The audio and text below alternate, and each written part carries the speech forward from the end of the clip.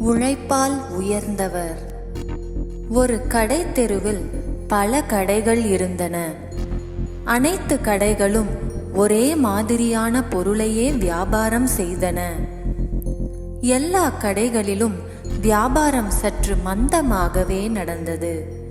ஒரே ஒரு கடையில் மட்டும் வியாபாரம் நன்றாக நடந்தது.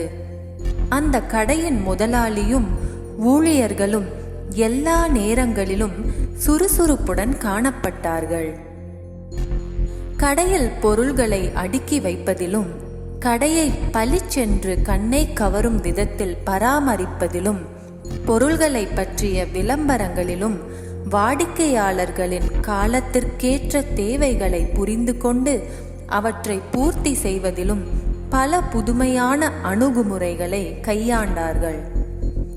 வாடிக்கையாளர்களை முகமலர்ச்சியுடன் வரவேற்பதிலும், அவர்களின் தேவைகளை கேட்டறிந்து தகுந்த பொருட்களை எடுத்து கொடுப்பதிலும், விலைப்பட்டியல்களை தயாரிப்பதிலும், வாங்கப்பட்ட பொருள்களை நேர்த்தியாக கட்டி கொடுப்பதிலும் பம்பரமாக சுழன்று கொண்டிருந்தார்கள். அவ்வளவு வேலைகளை செய்தாலும் அந்த கடையின் ஊழியர்களும் முதலாளியும் எல்லா நேரங்களிலும் சிரித்த முகத்துடன் கலகலப்பாகவே காணப்பட்டார்கள். மிகவும் அன்பாகவும் இனிமையாகவும் உரையாடினார்கள். ஒரு நாள் அந்த கடையில் சாமான்கள் வாங்குவதற்காக ஒரு பெரியவர் வந்திருந்தார்.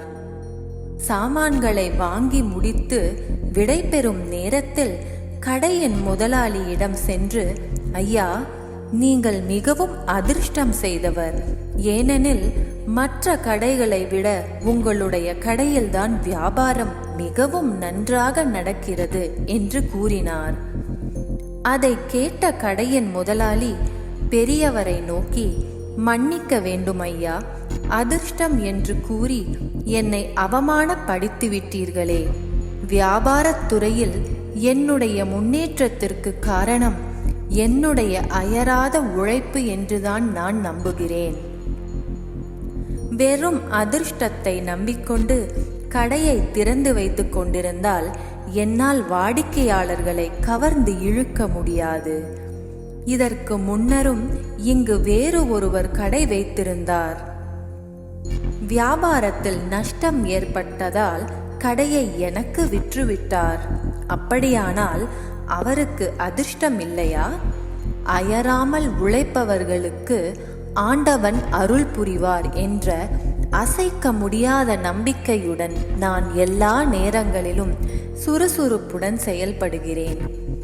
வியாபாரத்தில் பல புதிய அணுகுமுறைகளை கற்றுக்கொண்டு அவற்றை நடைமுறைப்படுத்துகிறேன்.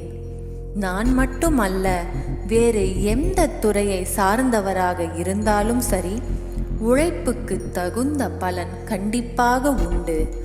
உழைப்பும் இறை நம்பிக்கையும் தான் வெற்றிக்கும் முன்னேற்றத்திற்கும் அஸ்திவாரம், அதிர்ஷ்டம் அல்ல என்று கூறினார். சிந்தனை துளி. நாம் சுயமாக உழைத்து வாழ வேண்டுமேயன்றி பிறருடைய உழைப்பில் வாழலாகாது. உழைப்புக்கு தக்க ஊதியம் நிச்சயமாக உண்டு.